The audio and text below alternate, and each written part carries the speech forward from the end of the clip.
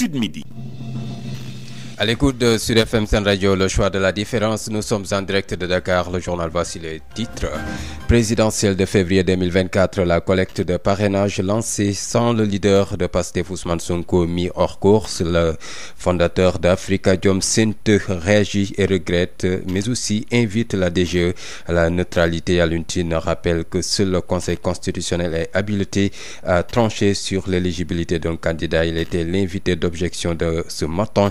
Vous l'entendrez dans cette édition d'information à Sédhiou. Des militants valident la candidature d'Amadou Ba, mais invitent le président Sall à matérialiser les engagements du Conseil des ministres décentralisé. Cet acté, l'avenue Général de Gaulle de Saint-Louis change de nom et devient l'avenue Président Macky Sall. Le Conseil municipal a adopté la décision hier, décision qui avait suscité, je vous le rappelle, de l'indignation à Saint-Louis. Octobre Rose, l'association Cancer du Sein Sénégal lance sa campagne par une marche rouge. Ce matin, la présidente a saisi l'occasion pour demander la gratuité de soins et le relèvement du plateau technique pour une meilleure prise en charge des malades. Sur l'international au Mali, l'ancien premier ministre Dr Boubou Cissé a fait une sortie publique le 29 septembre dernier. Dans sa sortie vraisemblable, manifeste, il appelle les gouvernants du Mali à la concertation nationale. Il s'est aussi exprimé sur le report des élections générales annoncées par les autorités de transition. Et puis sous-commission régionale des arbitres de Mbour, un arbitre rend l'âme. Il s'est écroulé au 10e tour des tests physiques. D'ailleurs, en raison du décès de l'arbitre Léopold Diouf, les tests physiques qui étaient prévus à Dakar ce dimanche sont reportés. Et puis l'invité de la rédaction, il s'agit du directeur général des grands trains du Sénégal, Samba Ndiaye, qui va répondre aux questions de Babacar Ndao. Il va revenir sur les défis du système ferroviaire au Sénégal. Voilà pour les titres et les détails à préciser.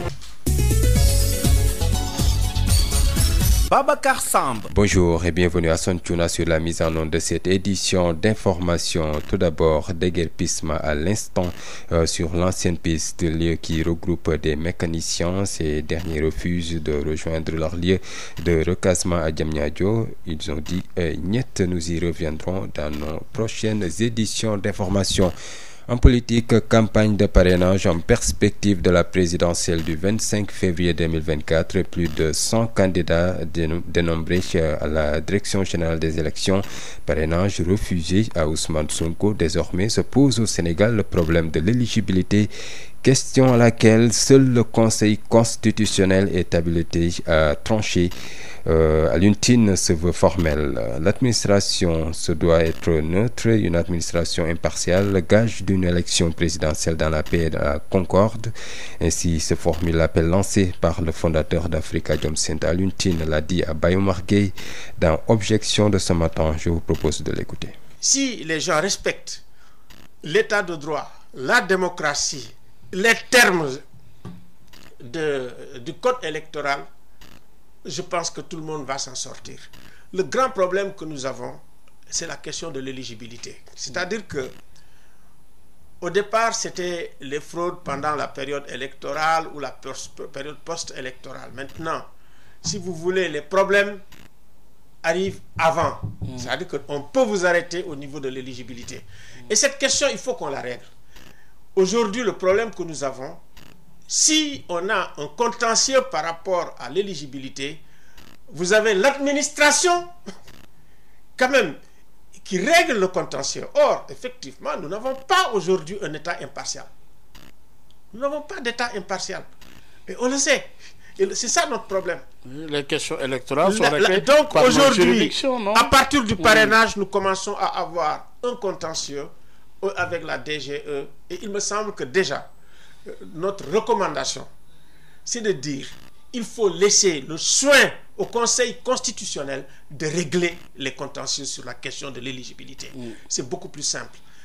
Il nous faut respecter le droit. Il faut que, à la fois, le pouvoir et l'opposition vraiment fassent des efforts pour respecter le droit.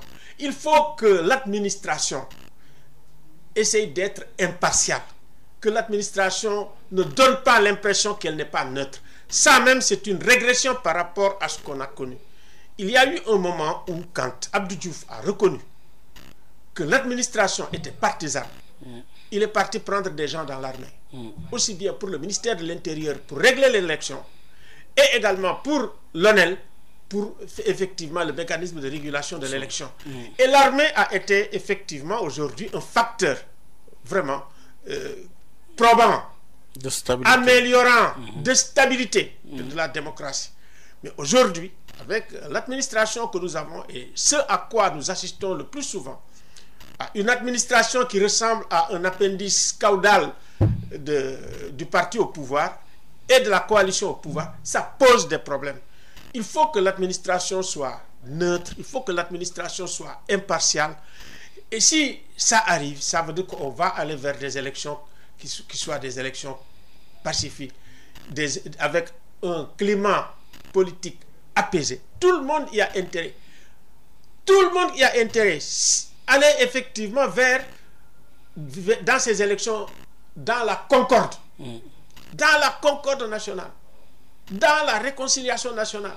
C'est pour ça que moi j'ai dit, il nous faut encore un bon débat sur la question, si vous voulez, de cette élection. Que le pouvoir, le ministère de l'Intérieur, avec les partis politiques, que les gens discutent, soient d'accord, et à partir de ce moment-là, s'ils ont un consensus, je pense qu'on peut aller vers les élections.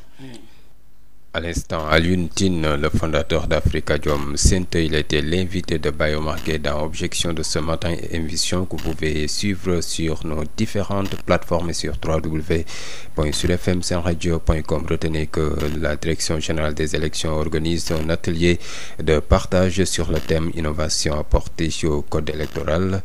Atelier prévu demain chez lundi ici à Dakar. Chaque candidat à la candidature sera représenté par son mandataire ou coordonnateur national dûment désigné. Des lenteurs dans la mise en œuvre des engagements du Conseil des ministres décentralisé à Sédhiou, les militants de la coalition Benno Bokk Yakaar et partis alliés de la grande mouvance présidentielle interpellent le chef de l'État pour la diligence des projets retenus. Par ailleurs, il déclare avoir validé le choix politique de Macky Sall porté sur Amadou Ba, dont il s'engage à soutenir la candidature pour la présidentielle de février 2024. Correspondance Sédhiou, Moussa Dramé.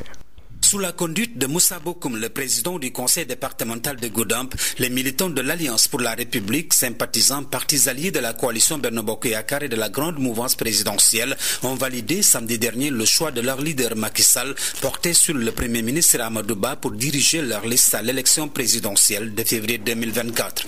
Moussa Bokoum, le président du conseil départemental de Goudomp. Nous sommes réunis aujourd'hui ici à Goudomp pour ce samedi avec des maires, des élus nationaux, mais également les responsables, les partis alliés, les mouvements et tous les militants et sympathisants de la coalition Benno Bokk Yakaar, mais également de la majorité présidentielle. Le département de Goudomp, unanimement, nous sommes entièrement d'accord. Nous sommes prêts à accompagner le chef de l'État, mais à accompagner également son choix, Amadou Ba. Et Inch'Allah Rabbi, nous allons l'accompagner jusqu'à la victoire finale. Conscient de l'intérêt de la suite des engagements du chef de l'État Macky Sall pris lors du conseil présidentiel de février 2023 à Sédhiou pour la réalisation d'un certain nombre d'infrastructures sociales de base, ces leaders de la mouvance présidentielle invitent le président Macky Sall a donné corps à ses promesses. Moussa Bokoum est chargé de le rappeler au nom de ses camarades. D'appeler aux autorités centrales que les populations de Goudomp restent toujours à l'attente des promesses du chef de l'État lors de sa visite à Goudomp. Le pavage des communes, les lampadaires pour chaque commune, mais surtout l'électrification rurale. Nous allons vers des échéances très intéressantes. Ces populations attendent beaucoup de nous et nous allons vers ces populations. Donc si aujourd'hui nous pouvons avoir un début de solution par rapport à ces préoccupations, et ce sera une excellente chose pour le parti, mais également pour le département de Goudomp. A rappelé que ce département de Goudomp, dans l'extrême sud de Sédhiou et frontalier à la Guinée-Bissau, a longtemps souffert de l'insécurité du fait de la guerre de libération de la Guinée-Bissau jusqu'en 1974, suivi 8 ans après du conflit armé en Casamance. Et la réalisation de ces infrastructures, notamment le pont de Temento, va sans doute libérer ce terroir et le mettre sur les rampes de l'émergence. Moussa Dramé, Sédhiou, Sud FM. Tout à fait au nord, l'avenue Général de Gaulle rebaptisée chez président Macky Sall, décision validée par le conseil municipal de la commune de Saint-Louis. Le vote a eu lieu lors de la 3e session ordinaire tenue ce samedi à l'hôtel de ville. Sur les 80 conseillers municipaux que compte la commune, 65 ont donné un avis favorable. Voici Alioune Badara Diop, conseiller municipal, qui réagit au micro de Yves Tandeng. Le conseil municipal de Saint-Louis s'est réuni aujourd'hui pour sa 3e session de l'année 2023 pour aborder 7 points à l'ordre du jour, en plus du divers. Et parmi ces 7 points, il y avait un point qui portait sur la dénomination de rue, de voie. Et ça concernait 4 voies. Une voie qui porte, qu'on devait baptiser au nom de son Excellence le Président Macky Sall, c'est l'avenue Général de Gaulle. Une voie aussi vers Léona, qu'on avait proposé de baptiser au nom de l'ancien maire Bekay Sow.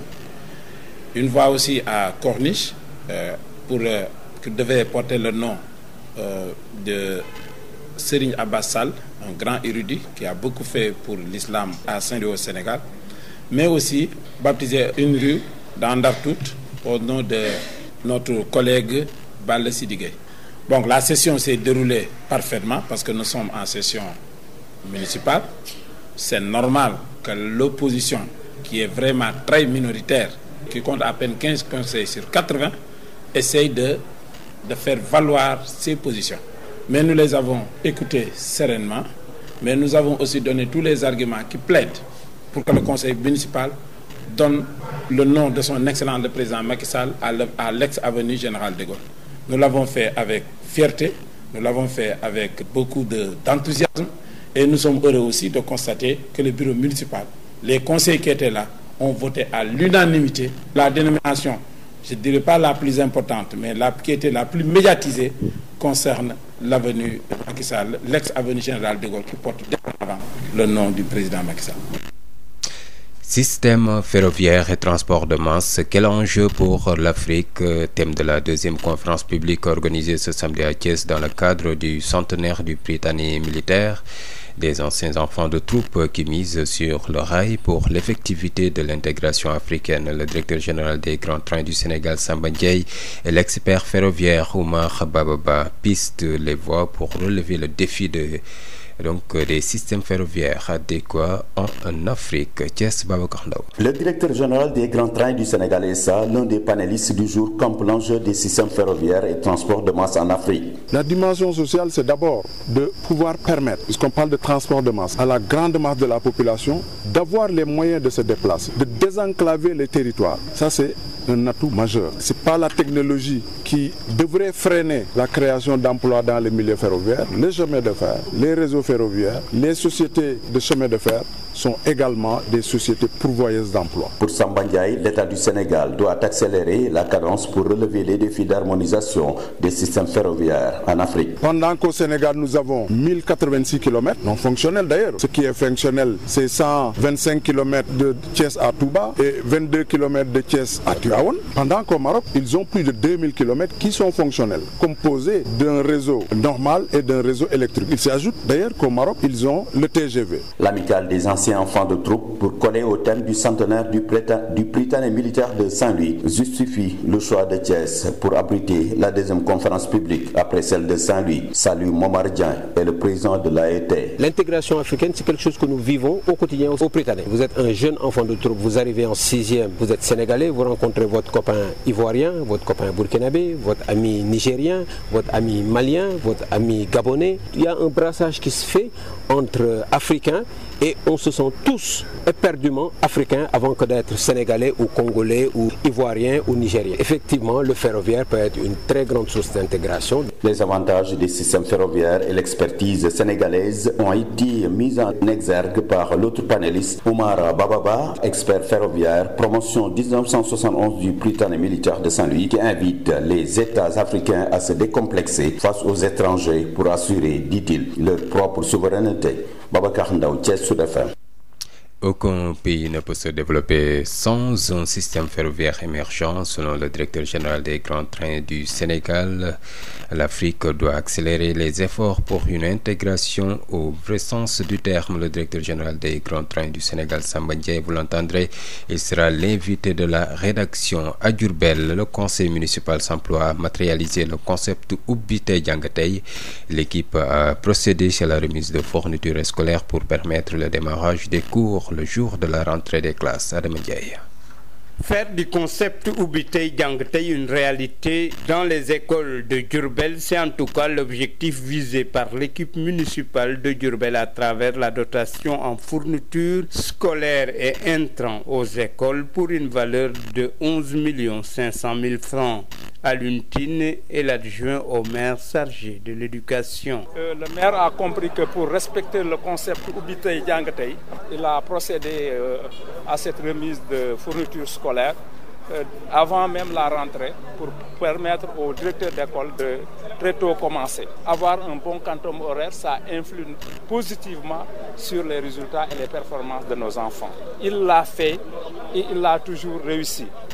Quant à ce qui concerne les écoles coraniques, les écoles arabes et franco-arabes, ils ont 500 kamil warsh, 200 kamil hafsh, mais aussi plus de 65 rames de papier. Ils entrevoient de faire la formation des maîtres coraniques en pédagogie, mais aussi en psychologie. Cette remise de fournitures scolaires et d'intrants pédagogiques entre dans le cadre du respect des 18 mesures prises par l'État du Sénégal. L'inspecteur El Hadj Moussa Sène est le secrétaire général de l'IEF de Diourbel. La première mesure, c'est de rendre fonctionnelles les écoles pour accueillir les élèves et les enseignants. La deuxième mesure, c'est de procéder à un recrutement spécial pour renforcer le personnel enseignant.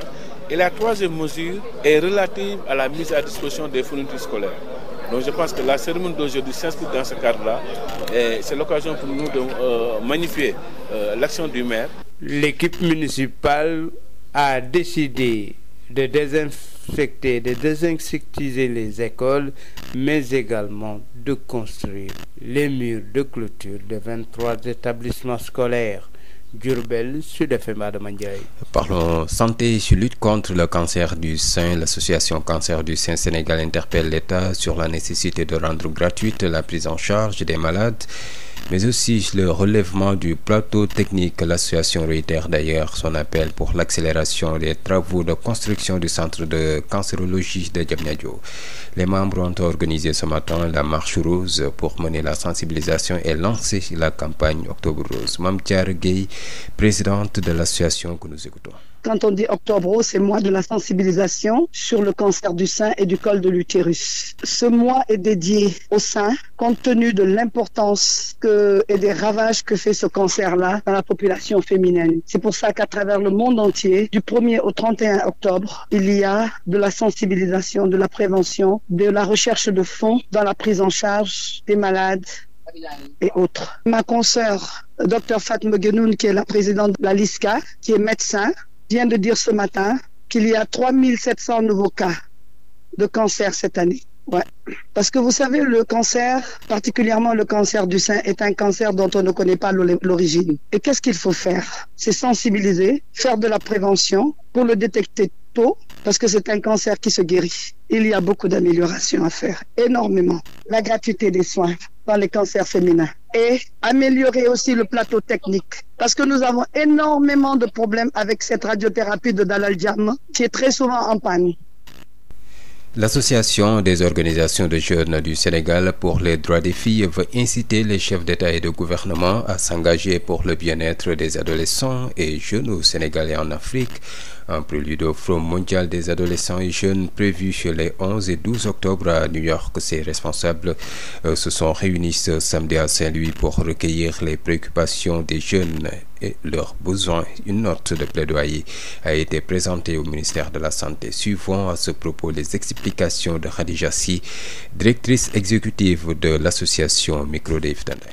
L'objet de cette rencontre, c'est par rapport au Forum mondial des adolescents et jeunes qui va s'organiser le 11 et 12 octobre à New York pour le bien-être des adolescents. Nous voulons engager les chefs d'État et dans ce cadre, l'Alliance des organisations de jeunes pour les droits des filles, en partenariat avec le Plan international sous le financement de Fondation Bodnat qui nous a accompagnés, nous avons organisé des focus group dans 9 régions du Sénégal pour rencontrer les adolescents et jeunes.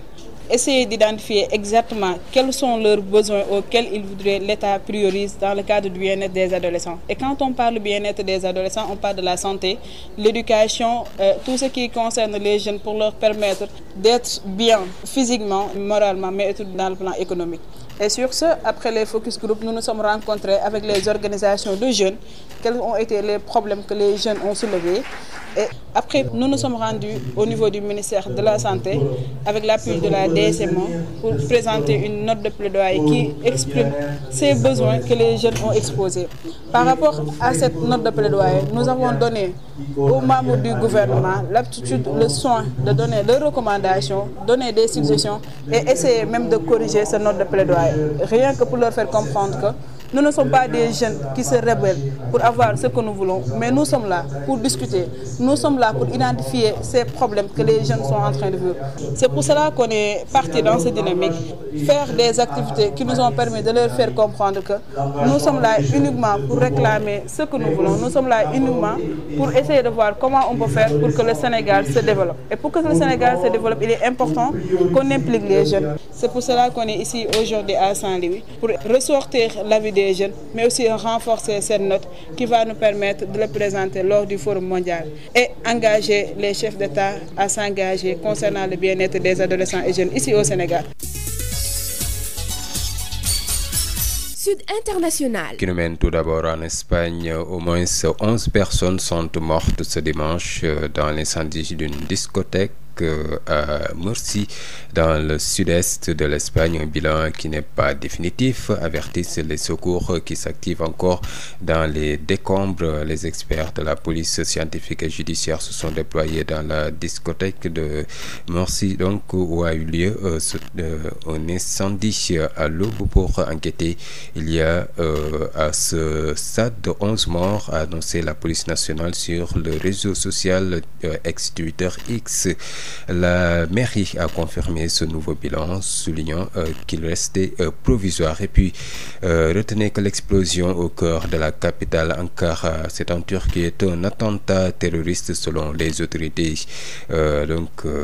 L'explosion survenue ce dimanche matin près du Parlement dans le centre de la capitale Ankara, qualifié d'attentat terroriste, a annoncé chez le ministère turc de l'Intérieur. Des terroristes se sont présentés à bord d'un véhicule militaire léger vers 9h30, 6h30 temps universel, devant le portail d'entrée de la Direction générale de la sécurité du ministère de l'Intérieur et ont perpétré un attentat à la bombe, a indiqué ce ministère, faisant état de 2 blessés parmi les policiers. Au Mali, l'ancien Premier ministre Dr Boubou Cissé a fait une sortie publique le 29 septembre dernier. Dans sa sortie, vraisemblable à un manifeste qu'il appelle les gouvernants du Mali à la concertation nationale. Il s'est aussi exprimé sur le report des élections générales annoncées par les autorités maliennes. Des proches du pouvoir actuel se sont interrogés sur la pertinence de cette sortie de l'homme politique qui vit hors du pays. Correspondance Souri Ibrahim Omega. C'est sa première communication publique depuis le 1er décembre 2022, date de la publication de son entretien accordé au journal le 22 septembre, dans lequel il s'est prononcé sur l'actualité brûlante du pays. Cette fois-ci, c'est une invite que le Premier ministre du dernier gouvernement d'Ibrahim Boubacar Keïta, déchu en août 2020, fait aux autorités de transition depuis son exil forcé à travers ce qu'on peut qualifier d'un manifeste intitulé « Gouvernant du Mali appelé à la concertation nationale ».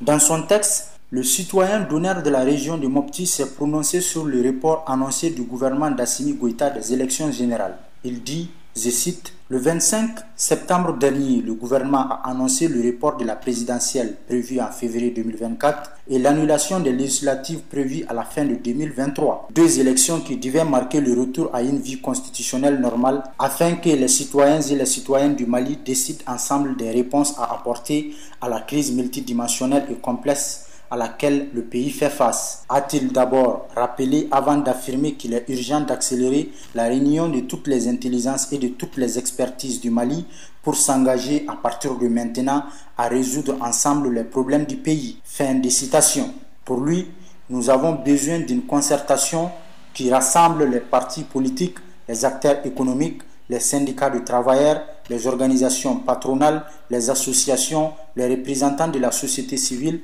les leaders religieux, communautaires et traditionnels, les leaders d'opinion, a-t-il précisé. Cette sortie de l'homme politique non moins militant du parti de la poignée de main, l'Union pour la République et la démocratie de l'ancien chef de file de l'opposition, Feu Soumaïla Cissé, a été sèchement répondu par des défenseurs du pouvoir actuel comme Dr Alaï Bokoum qui se demande « Dites-moi, qu'est-ce qu'il a fait de la grande concertation nationale de décembre 2019 de leur temps, le dialogue national inclusif DNI, qui avait retenu 4 résolutions principales, s'est interrogé le chargé de mission à la primature, Souri Ibrahim Mega, Bamako, Sud FM. Et puis, zeste des sports dans ce journal. Et nous parlons de la sous-commission régionale des arbitres de Mbour. Un arbitre rend l'âme.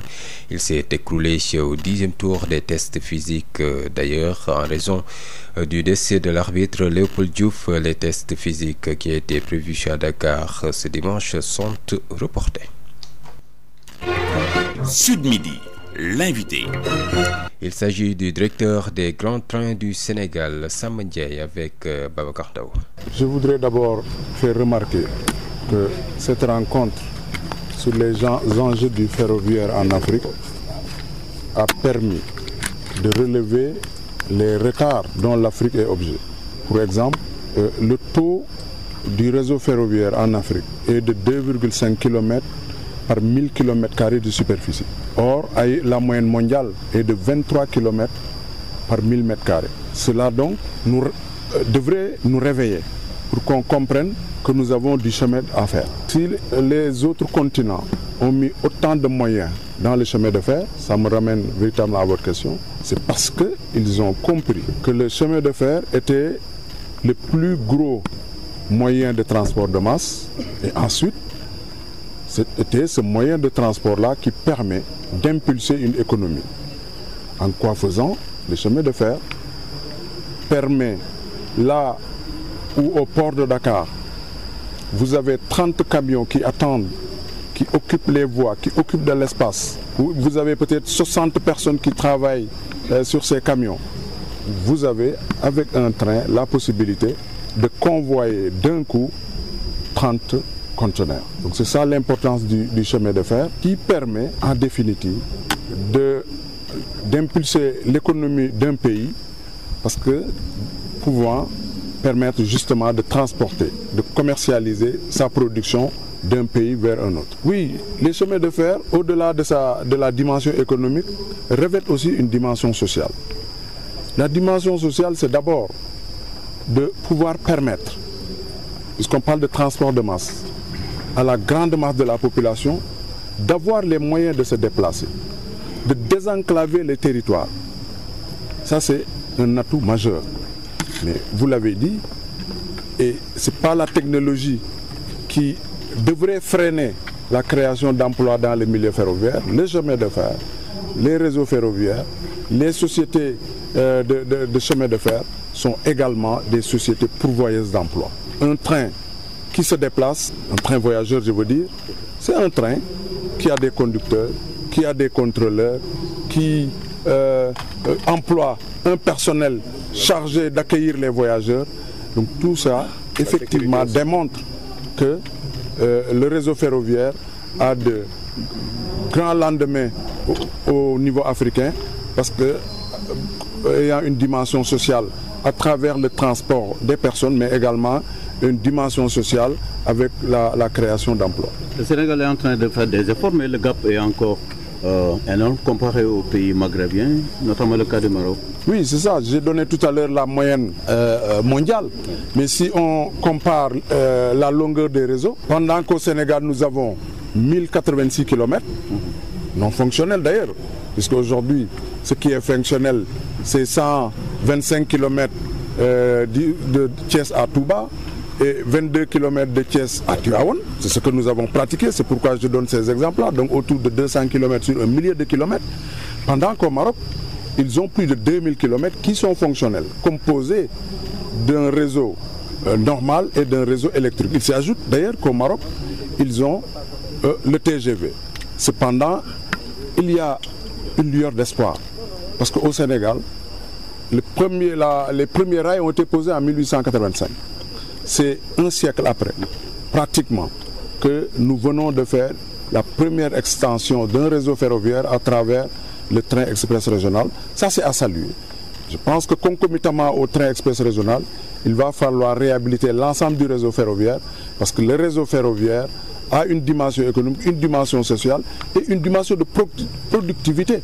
Parce que c'est le chemin de fer qui vous permet, en voyageant, de connaître votre heure de départ et votre heure d'arrivée. Nous, à l'occasion des événements qui se sont passés récemment, notamment le Magal et le Gamou, nous avons eu à transporter 6500 voyageurs. 6500 voyageurs, c'est beaucoup. C'est 100 bus, c'est 600 bus ou 1000 bus de 60 places. Donc c'est important. Je pense que tout ça dénote la nécessité qu'il y a pour nos États de mettre des ressources financières dans le secteur ferroviaire pour que véritablement nous puissions progressivement essayer de nous coller aux ratios qui sont connus et pour lesquels nous sommes encore très très éloignés. Bienvenue à toutes et à tous, vous écoutez la rétrospective de l'actualité saillante de la semaine. Démarrage officiel du parrainage ce vendredi en perspective de l'élection présidentielle de 2024. Les candidats à la candidature ou leurs mandataires étaient à la direction générale des élections pour recevoir les fiches pour la campagne de collecte de parrainage. Mais sur place, le mandataire d'Ousmane Sonko, Ayib Daffé, n'a pas reçu de fiche de parrainage. Le député dénonce une décision illégale et arbitraire. Nous l'écoutons. Nous nous sommes présentés avec notre dossier complet. Donc avec des documents dûment signés par le candidat à la candidature Ousmane Sonko, notamment la notification du mandataire, la notification du coordinateur national du parrainage, les 14 délégués régionaux et les suppléants, la déclaration de coalition, donc la coalition Sonko président 2024, ainsi que l'attestation des partis l'investissant, des partis légalement constitués, il faut le rappeler, l'investissant comme candidat. Mais à mon étonnement, ils nous ont opposé un refus infondé, un refus illégal, un refus arbitraire de nous remettre des fiches. Effectivement, un refus qui serait basé sur des instructions reçues de l'autorité de ne pas remettre des fiches au candidat Ousmane Sonko, basé sur rien du tout, puisqu'il ne m'a cité aucun article, aucun code, aucune disposition, aucun acte administratif. Donc à notre grand étonnement, c'est un véritable apartheid électoral. C'est le Conseil constitutionnel qui est le seul chargé, à partir du 11 au 26 décembre, de constater la recevabilité et la validité des candidatures. Là, on est candidat à la candidature. Et M. Ousmane Sonko a le droit, comme tous les autres candidats à la candidature, en respectant bien sûr les règles, ce qu'on a fait, de retirer sa fiche de parrainage. Religion Gamou 2023 tenu ce mercredi dans la soirée partout dans le pays. Un événement religieux qui a vécu à Tivaouane en présence du ministre de l'Intérieur Antoine Félix Diome et les autorités religieuses. Durant la cérémonie officielle, il était question de la vie et de l'œuvre de Seydi Hadj Malick Sy, Babacar Sow. Cérémonie officielle du Gamou de Tivaouane, la vie et l'œuvre de Seydi Hadji Malick Sy magnifiant la naissance du sceau des prophètes Seydina Mohamed, paix et salut sur lui au centre des discours, après celui de bienvenue de la famille Sy prononcé par Seyid Ahmed Sy Al-Amin, président de la commission communication de la cellule Zawiya de Tivaouane. C'était en présence d'une forte délégation gouvernementale représentée par le ministre de l'Intérieur Félix Abdoulaye Antoine Diome, des ministres du gouvernement, des élus et des représentants du corps diplomatique. Serigne Mansour Sy Dabakh, porte-parole de la famille de Seydi Hadji Malick Sy, revient ici sur l'œuvre et la noble mission du prophète Seydina Mohamed.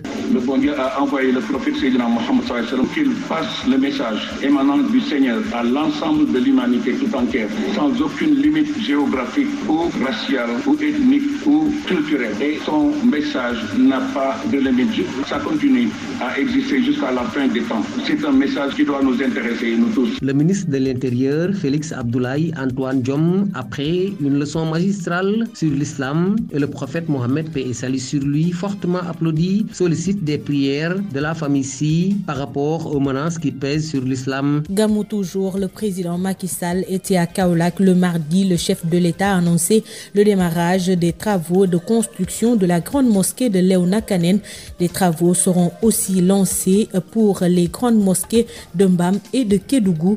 Décès de Cheikh Mansour Cissé, le calife de Pire, est rappelé à Dieu ce mardi à l'âge de 86 ans. Il est décédé à Dakar des suites d'une maladie. Commémoration du 21e anniversaire du naufrage du bateau le Joola. Les familles des victimes étaient en masse au cimetière des naufragés de Mbao. À cette occasion, les orphelins ont exigé la continuité de la prise en charge, mais surtout le renflouement du bateau. Catherine Aimé Gomis, que nous écoutons. Ça fait 21 ans aujourd'hui que nous avons perdu nos parents dans le naufrage. Oui, aujourd'hui, quelles sont les revendications reviennent toujours? C'est quoi exactement? Toujours le renflouement, la prise en charge des orphelins. Voilà, ne pas, limiter, c'est-à-dire prendre les tout petits et laisser les autres. Parce que moi, je me dis qu'il y en a qui, avant le naufrage, n'avaient même pas 4 ans, mais qui n'ont jamais été pris en charge par l'office. Parce que s'ils ont mis en place un bureau, c'est pour bien faire. Mais je me dis que nous, on ne s'y voit pas, sincèrement. Moi, personnellement, je ne m'y vois pas dedans.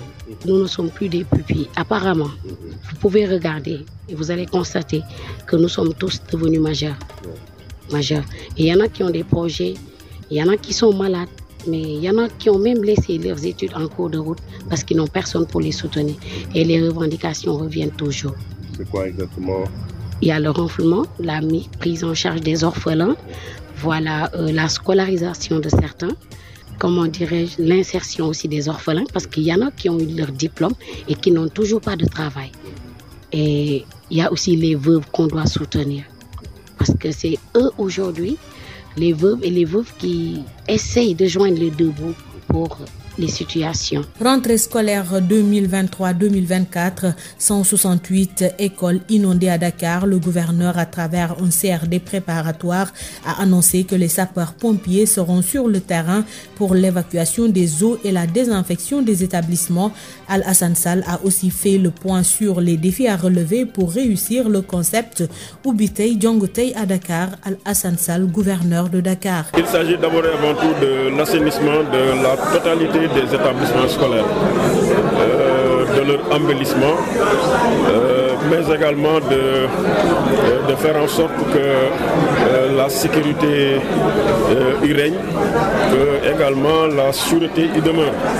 Et par rapport à cela, les sapeurs-pompiers vont évidemment poursuivre le pompage au niveau des établissements inondés.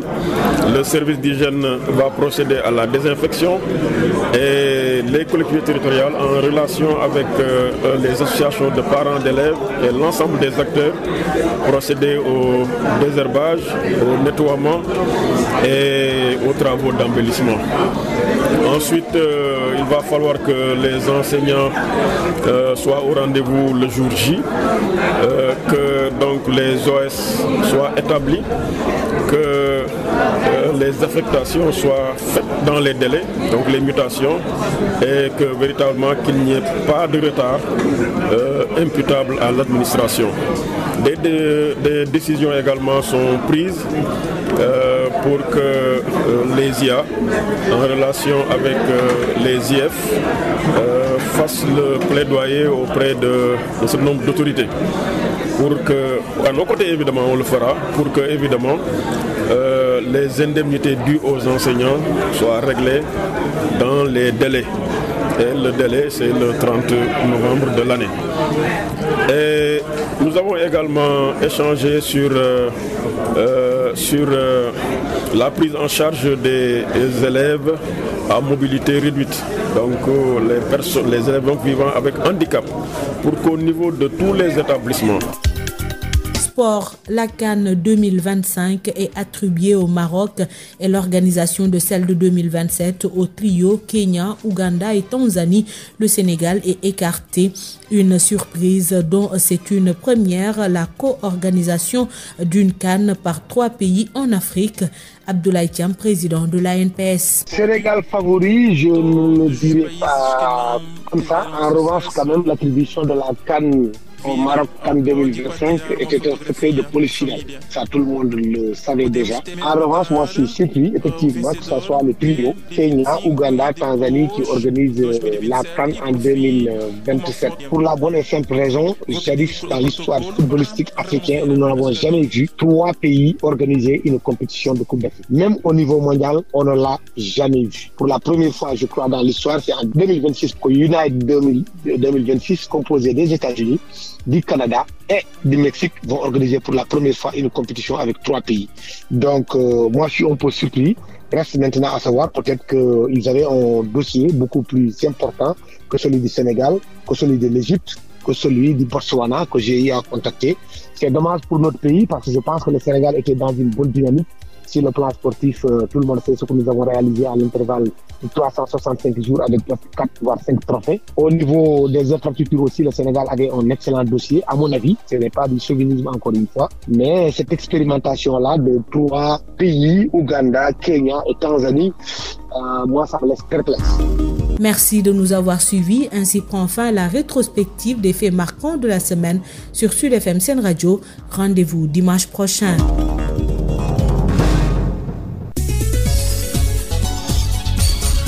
Babacar Samb. Un journal mis en onde par Hassan Thioune. Merci de l'avoir suivi à partir de 13h. Recevez El Hadji Malick Ndiaye pour l'édition en wolof. D'ici là, portez-vous bien.